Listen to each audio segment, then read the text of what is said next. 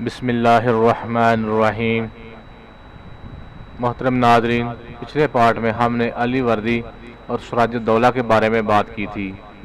اس part میں ہم حیدر علی اور ٹیپو سلطان کے بارے میں بات کریں گے کہ جنگ آزادی میں انہوں نے کیا کردار ادا کیا۔ دکن فرمانروا حیدر علی 1782 عیسوی اور ان کے صاحبزادہ ٹیپو سلطان کے ذکر کے بغیر جنگ آزادی کی تاریخ ادھوری ہوگی، جو مستقل انگریزوں کے لیے چیلنج بنے رہے۔ حیدر علی اور ٹیپو سلطان نے انگریزوں سے 4 جنگیں کی۔ ٹیپو سلطان 1782 عیسوی میں حکمران ہوئے۔ 1783 عیسوی میں انگریزوں سے ٹیپو کی پہلی جنگ ہوئی اور انگریزوں کو شکست ہوئی۔ یہ جنگ 1784 عیسوی میں ختم ہوئی۔ یہ مسور کی دوسری جنگ کہلاتی ہے۔ انگریز اپنی شکست کا انتقام لینے کے لیے بے چین تھے، چنانچہ 1792 عیسوی میں انگریزوں نے اپنی شکست کا انتقام لیتے ہوئے حملہ کیا، مگر اپنے بعض وزراء افسران کی بے وفائی اور اپنی ہی فوج کی غداری اور اچانک حملہ کی وجہ سے ٹیپو معاہدہ کرنے پر مجبور ہوئے۔ ٹیپو کو بطور تعاون 3 کروڑ روپے، نصف علاقہ اور 2 شہزادوں کو بطور یرغمال انگریزوں کو دینا پڑا۔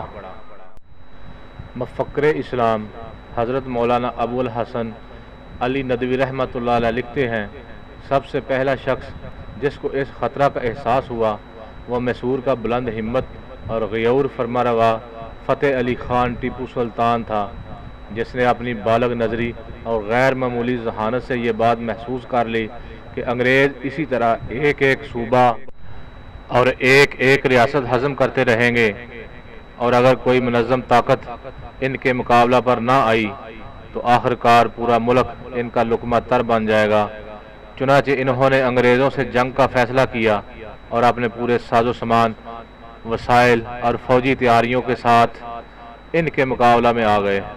ناظرین، آگے ہم بات کریں گے کہ ٹیپو سلطان نے انگریزوں کو ہندوستان سے نکالنے کے لیے کیا کیا جدوجہد کی۔ ٹیپو سلطان نے ہندوستان کے راجوں، مہاراجوں اور نوابوں کو انگریزوں سے جنگ پر آمادہ کرنے کی کوشش کی۔ اس مقصد سے انہوں نے سلطان ترکی، سلیم عثمانی، دوسرے مسلمان بادشاہوں اور ہندوستان کے امراء اور نوابوں سے خط و کتابت کی، اور زندگی بھر انگریزوں سے سخت معرکہ آرائی میں مشغول رہے۔ قریب تھا کہ انگریزوں کے سارے منصوبوں پر پانی پھر جائے اور وہ اس ملک سے بالکل بے دخل ہو جائیں، مگر انگریزوں نے جنوبی ہند کے امراء کو اپنے ساتھ ملا لیا اور آخرکار اس مجاہد بادشاہ نے 4 مئی 1799 عیسوی کو سرنگا پٹنم کے معرکہ میں شہید ہو کر سرخروئی حاصل کی۔ انہوں نے انگریزوں کی غلامی اور اسیری اور ان کے رحم و کرم پر زندہ رہنے پر موت کو ترجیح دی۔ ان کا مشہور تاریخی مقولہ ہے کہ گدڑ کی 100 سالہ زندگی سے شیر کی 1 دن کی زندگی اچھی ہے۔ جب جنرل ہارس کو سلطان کی شہادت کی خبر ملی تو اس نے ان کی ناش پر کھڑے ہو کر یہ الفاظ کہے، آج سے ہندوستان ہمارا ہے۔ ناظرین، اگلے پارٹ میں ہم شاہ ولی اللہ اور ان کے شاگردوں کے بارے میں بات کریں گے کہ جنگ آزادی میں انہوں نے کیا کردار ادا کیا۔